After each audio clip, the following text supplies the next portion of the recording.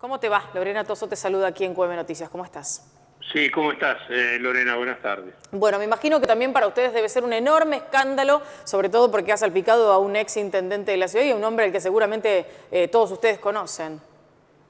Sí, naturalmente que sí, Lorena. Como ocurre siempre, las noticias empiezan por un trascendido, por alguien que por allí con un mensajito de texto comunica que hay alguien detenido importante y bueno, comienza la caza de la información, como habitualmente decimos, ¿no?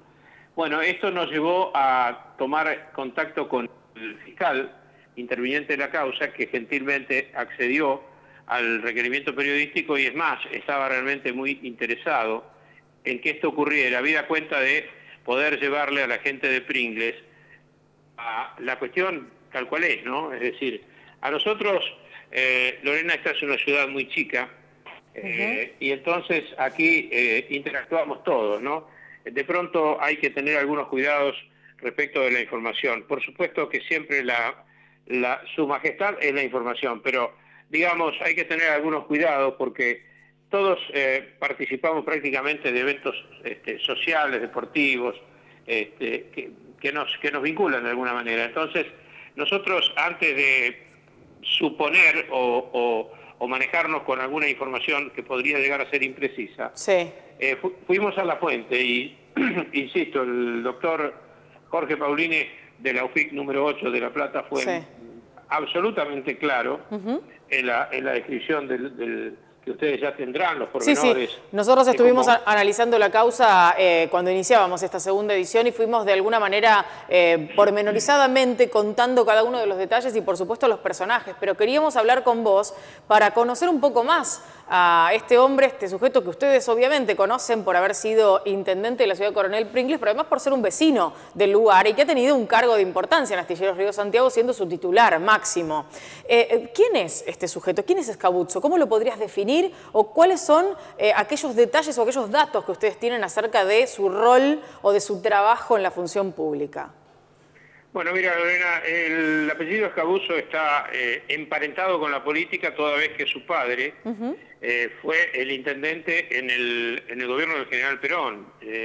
Esto indudablemente marca toda una historia y mucho más dentro del peronismo.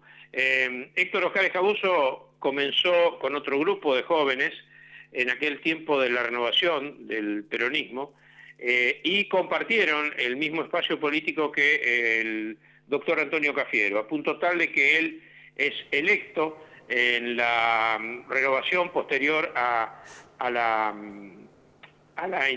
triunfo de Alfonsín, ¿verdad? Cuando se produce el primer recambio, Héctor Oscar Escabuzzo es electo intendente. Sí. A partir de allí se transforma en senador provincial, siempre estuvo ligado a las autoridades del justicialismo y últimamente como presidente. Perdón, Lorena, pero he tenido una jornada bastante... De mucho trabajo, me imagino, Ricardo. Por la garganta, no, además viajé a Buenos Aires, llegamos anoche.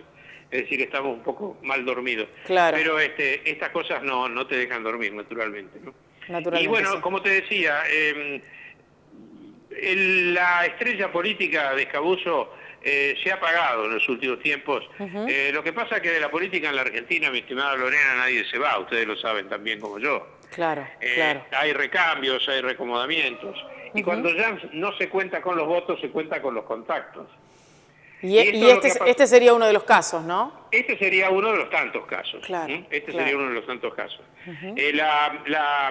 El doctor Escabuzzo fue el referente también de la sesión electoral cuando Menem fue por su reelección, ¿verdad? Con el resultado que todos conocemos. Sí. Bueno, si bien es cierto que ganó después, claudicó frente a... Sí, en la segunda vuelta. Exacto.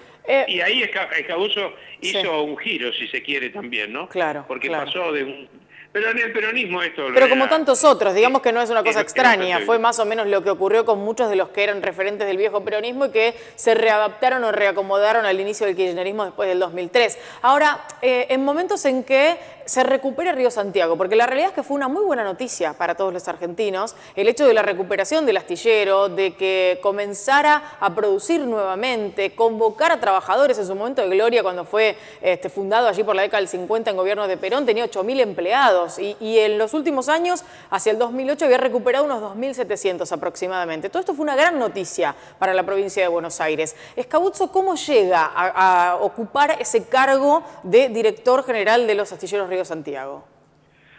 Yo considero que llega ahí de la mano de Christian Breitling, que hasta ahora no aparece entre los imputados, pero bueno, habrá que ver qué aportes puede hacer tanto el fiscal Jorge Paulini como también el juez que está a cargo, sí.